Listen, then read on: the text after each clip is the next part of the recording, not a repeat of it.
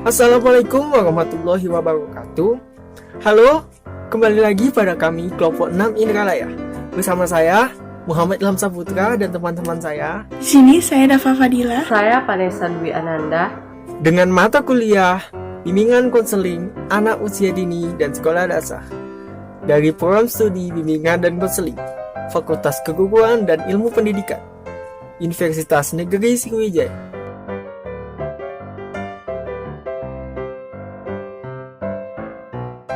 Pada video sebelumnya, kami membahas tentang pengertian dan fungsi, serta prinsip-prinsip bimbingan konseling untuk anak usia dini. Pastikan kalian menonton video kami sebelumnya, agar dapat lebih memahami bimbingan dan konseling untuk anak usia dini. Silakan klik link yang sudah kami sediakan di deskripsi. Materi selanjutnya, kami akan membicarakan tentang asas-asas bimbingan konseling untuk anak usia dini. Selamat menyimak video pembahasan kami.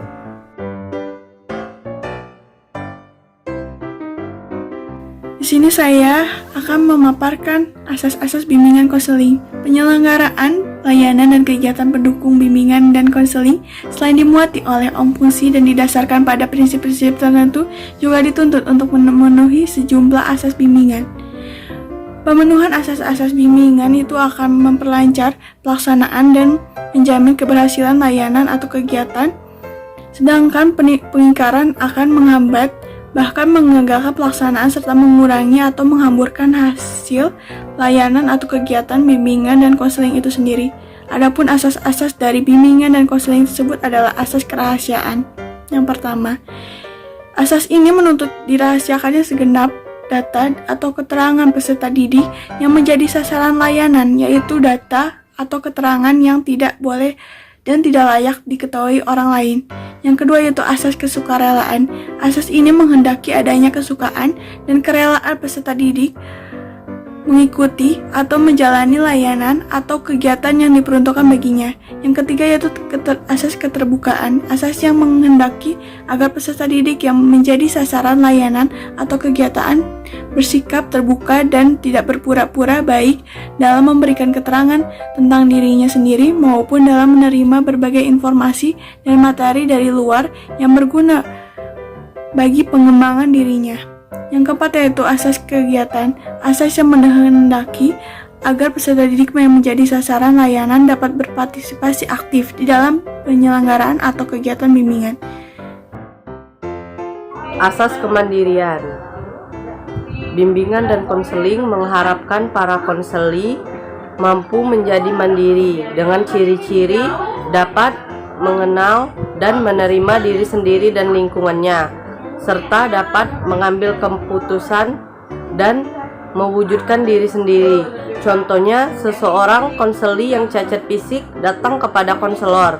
Kemudian, ia bercerita bahwa ia kehilangan semangat untuk hidupnya. Nah, kita sebagai seorang konselor, kita harus memberikan ia semangat untuk ia dapat melanjutkan kehidupannya. Asas kekinian yaitu bimbingan dan konseling menghendaki agar objek sasaran layanannya adalah kondisi konseli yang sekarang. Contohnya, konselor tidak hanya berfokus kepada permasalahan konseli, tetapi ia juga berfokus kepada masalah fisik dan psikis konseli tersebut. Asas kedinamisan, yaitu bimbingan dan konseling hendaknya terus bergerak maju dan tidak monoton, dan terus berkembang serta berkelanjutan dari waktu ke waktu. Contohnya, seorang konselor harus mampu mengikuti pergerakan zaman agar konselor dapat menyesuaikan permasalahan kepada para konseli. Asas keterpaduan. Pelaksanaan pelayanan bimbingan dan konseling harus saling menunjang, harmonis, dan terpadu. Untuk itu, perlunya ada kerjasama antara penyelenggara dan pihak lain. Contohnya, seorang konselor melakukan kerjasama dengan psikologi seks atau dokter kandungan dengan cara ia mengundangnya ke sekolah lalu memberikan pemahaman kepada para peserta didik. 9. Asas kenormatifan. Asas yang menghendaki agar segenap layanan dan kegiatan bimbingan konseling didasarkan pada norma-norma baik norma agama, hukum, peraturan, adat istiadat, ilmu pengetahuan, dan kebiasaan-kebiasaan yang berlaku setempat. 10. Asas keahlian. Asas yang menghendaki agar layanan dan kegiatan bimbingan konseling diselenggarakan atas dasar kaidah-kaidah profesional.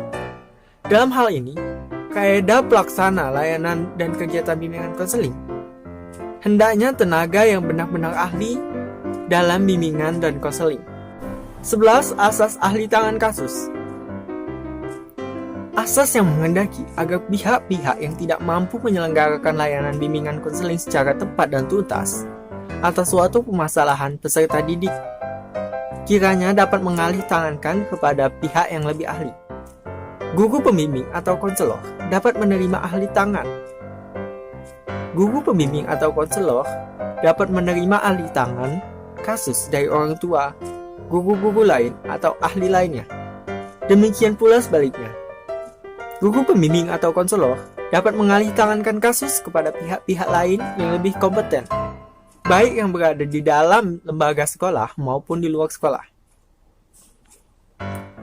Dan asas yang terakhir, yaitu asas Tutwuri Handayani.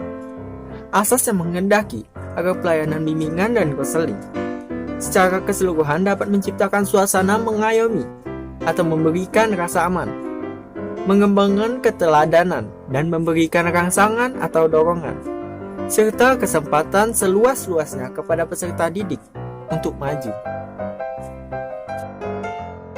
12 asas yang telah kami sampaikan pada dasarnya merupakan asas-asas bimbingan konseling itu sendiri. Yang membedakan adalah sasaran konseli atau anak yang dituju. Bagaimana cara menerapkan ke-12 asas tersebut ke dalam proses konseling kepada anak usia dini merupakan tantangan bagi seorang guru pembimbing atau konselor itu sendiri. Cukup sekian pembahasan dari kami. Sampai jumpa di video kami berikutnya. Saya akhiri. Wassalamualaikum warahmatullahi wabarakatuh.